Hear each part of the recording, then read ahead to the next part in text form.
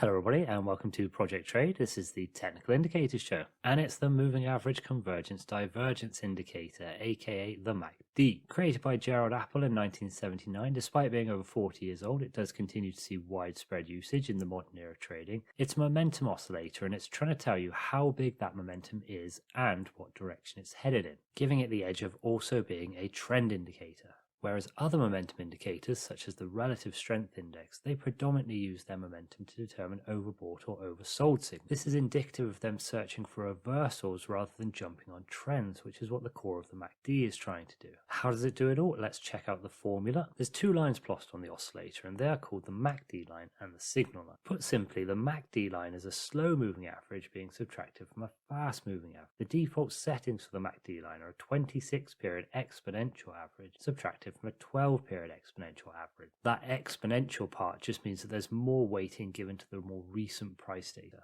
Depending on what platform you're using, you should get the option to be able to change the inputs of the slow and fast moving averages, as well as the choice to change the type of moving average that's being applied. For example, you might want to change from the exponential average to something like the simple average or the smooth. There is the default MACD line though, it's all on its lonesome.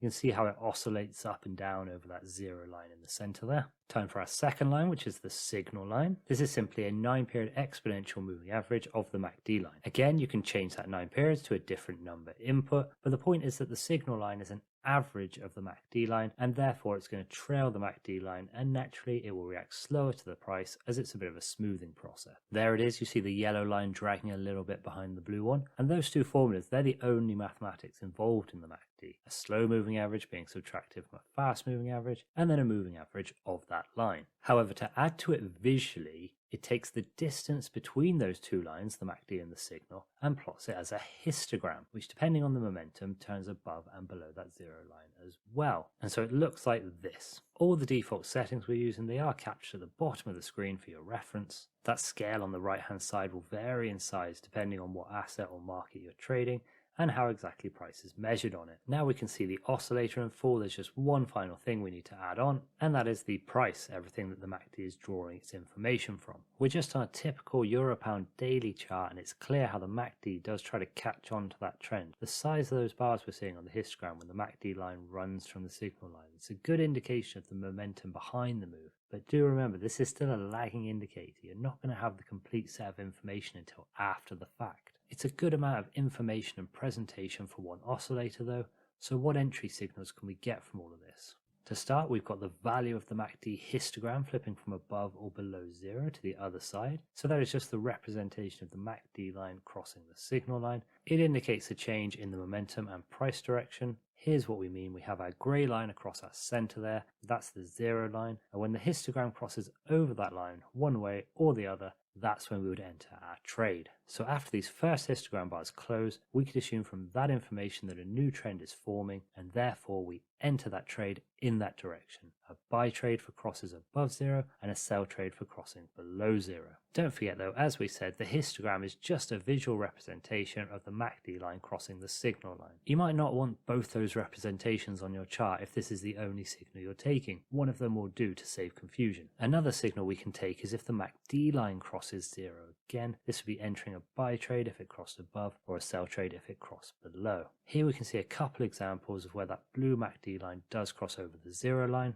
Each time it does cross, there are at least a few periods before where the lines themselves have already crossed, but you are getting less signals than if you were entering every time the MACD and the signal line crossed. If you really want to push trading to its outer limits, then there's always the signal line crossing zero, but let's be honest, I'm not seeing any traders use this as an entry indication, most likely because of how slow and completely ineffective it would be. You can see how it struggles to capture much if any of the remaining momentum, but nevertheless it is there as an entry signal if you want to risk your capital in that fashion. Just to sum them up though, in order of their response times, your quickest entry is going to be the MACD line crossing the signal line. That'll get you in earliest. If you're looking for a middling sort of pace which tries to confirm a more sustained trend, then you've got the MACD line crossing zero. And there's also the tortoise, and that is the signal line. You won't find it a problem getting into moves too early here. The problem is that there's a good chance you've already missed a big chunk of, if not all of, the move. This is going to give you that really common thing where you enter the trade and guess what? price turns against you. A very unpleasant feeling that we all know. Still, those are the clearest signals that we could take if we just looked at the formulaic parts of the MACD. Don't go thinking that's it for the MACD though. This is a versatile piece of equipment. If we get laser eye surgery and wear glasses whilst looking through our binoculars into a telescope at the chart, then we can find divergence within the indicator. Not just the MACD and signal line converging and diverging with one another as the name suggests, but divergence between the reading that the indicator is giving us and what the actual price is telling us. There are two types of divergence we can look at, and those are classic divergence and hidden divergence. To summarize them in a sentence, classic divergence indicates that a trend reversal is due, whereas hidden divergence indicates that the trend will continue. Let's explain them both, starting with classic divergence, which can be split into bullish or bearish divergence. And in its simple form, you would enter a buy trade for bullish divergence and a sell trade for bearish divergence. Bullish divergence is where price continues to fall, reaching new lows, but the MACD reading doesn't drop with the price. In our example here, we can see how the price kept going down and reached its new lows across on the right hand side of the screen, but the histogram reading is not reaching new lows. Those green lines there, they're pretty handy for showing you where the indicator can read divergence from. The idea is that the momentum of the move has simply exhausted itself, and that means that according to this interpretation, a reversal of price is imminent. And in this pre-selected instance, we can see that a bullish move did come as price jumped up over the next few candles before consolidating again into a downward pattern of screen. Maybe we took profits, maybe we didn't. I probably didn't. On the other end of our classic divergence, we've got the bearish side of things. This is just the exact opposite of the bullish, so where our price is on the rise and it's reaching new highs, but our MACD histogram is not so sure and it isn't reaching those same highs in its readings. In our classic bearish divergence example, we can see where the price has cracked on up to hit that fresh high right up there, but when we're looking at the histogram, the reading has been dipping and it hasn't been forming the new highs. This indicates that momentum is finished and a bearish trend reversal is due. And we can see that for a few bars the price does come back down a bit, and it's a good thing. I'm sure you took profits. I did not. So to call this a complete trend reversal would be a stretch, as price does come back up again after that retracement, but nevertheless those are the key parts and concepts to classic divergence. Let's move on to our hidden divergence, where instead of signaling a reversal, it's actually indicating a trend continuation. It tries to show you that new momentum is coming into an existing trend. Much like with classic divergence, we have two types of hidden divergence, bullish and bearish. With our bullish divergence, the price goes up between two peaks, making a higher low. However, the MACD shows a lower low than the previous peak. So here it is demonstrated through imagery. You can see our lime green line there. It indicates where the bullish divergence is. Between the two peaks, the price on the chart has made a higher low, whereas the MACD reading has taken a noticeable drop across the same time frame. So from that information, we would enter a buy trade. In this instance, sadly, price did stay within a range, but you'll find that happens. For our hidden bearish divergence, I'm sure you understand now, the price is going to go down between peaks, making a lower high, whereas the indicator presses on with a higher high. A couple examples here where we see in each instance the price has made a lower high, particularly on that second one, but the MACD peaks have got higher in the same period, and that indicates renewed selling momentum could be due. The one on the right does show this a bit better, where price dips down a while before a retracement occurs, but the MACD reading, it's clearly climbed on the second peak. That's the theory of it anyway, so hopefully now you can understand both the classic and the hidden divergence of the MACD. It can absolutely be used as an icebreaker in conversation when an awkward silence comes after someone drops big political talk at the next family gathering. Hidden divergence and classic divergence, great icebreaker. And you won't believe it, but we do have a couple more signals just to discuss coming from the MACD. First, you will have noticed on our histogram that the bars change colours between green and red, and this is just a measure of whether the MACD line and the signal line are getting closer together or moving apart. When the histogram is above 0, a green bar will indicate that the lines are getting further apart, and a red bar will indicate that the lines are getting closer together. And this is then the opposite for when the histogram is below 0, so in those instances a red bar means that the MACD line is moving further from the signal line, and a green bar means they're getting closer together. These are just the colours that we've chosen to represent the bars of the histogram. You may do as you want to do, but the idea would be that if the bars turn green, it indicates upward momentum in price, and you therefore enter a buy trade, whereas the bars turning red would show selling momentum, and you could enter a sell trade. The problem with this signal is that at least on the default settings of the MACD, you will end up with a lot of false signals. You can see in these charts a couple of extreme instances where the bar color does change for one bar only to immediately flip back. You're going to be entering more trades than Marco Polo, and that is probably a very bad thing.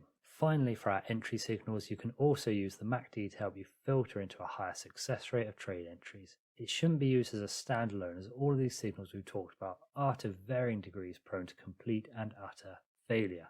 Signals to enter absolutely do not mean winning trades. Some of these might do you well in a good trend, but find yourself in a heavy range and this is not the oscillator that you want. It only takes a few moments of backtest to see how often these signals would lose you money in certain spots, and that's even in a scenario where we're trying hard to convince ourselves that we will get in at the bottom and we will get out at the top in a real trough to peak move. Just because it is a popular indicator does not mean that you should use it blindly. Be the wiser person, why not? Moving on to money management, let's start with the oldest technical trick on parchment. We swap those signals around, so most of those entry signals we talked about just before, well, they can also be used as exit signals to help you keep your risk down.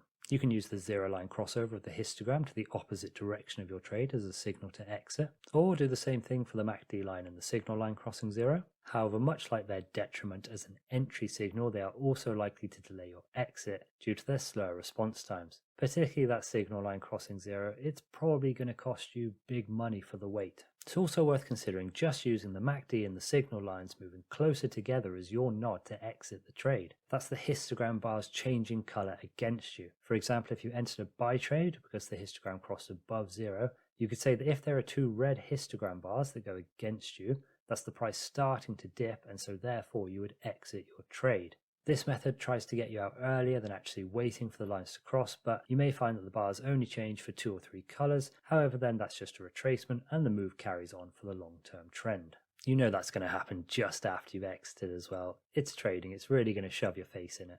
But like with a lot of technical trading tools, there is give and take over it. And even though the MACD does give you both entry and exit signals, if you are using this indicator, it's probably best to use it for only one of those things, either entering or exiting. Believe it or not, there are plenty of other indicators available. It's just about finding the right combination so that you can get in and out at the best possible times. In the markets, the MACD is used by a lot of people across a lot of assets.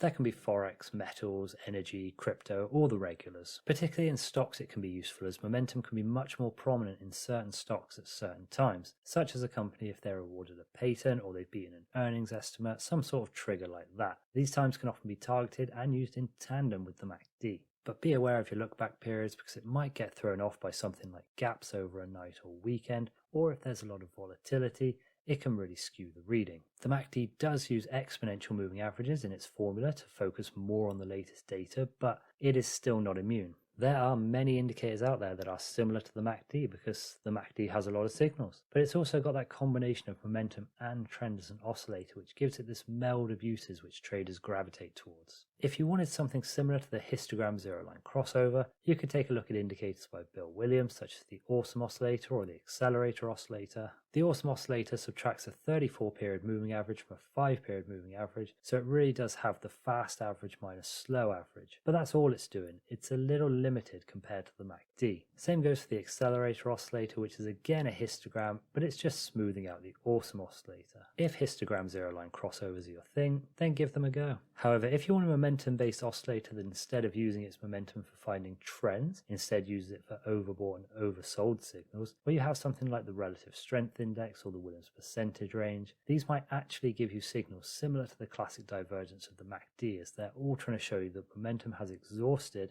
and the reversal is due. And much like how you have the MACD line or the signal line crossing over the zero, there are plenty of other oscillators out there that use a single line or two lines crossing over zero as their signal. There are many indicators out there that are trying to be the MACD, but they're not quite the MACD. In conclusion, you can tell just by all those similar indicators I've reeled off how diverse the MACD is when it comes to giving you signals. You can use it in so many different ways and incorporate it into a lot of strategies. Signals as basic as the zero line histogram crossover, all the way to the more complex things like hidden divergence. If you like to go deep into an indicator, this one will keep you busy. But again, don't go chasing its signals like you're someone from the movie Bird Box. Accept that it is going to give you bad signals and bad trades here and there, and you need to find a way to improve on those signals that it's giving you. Whether you do that by using other technical indicators or the price action, fundamental factors, find methods to keep on making it better. Hopefully this can help with your results, and if you want to know more about the MACD, as always, there will be links in the description.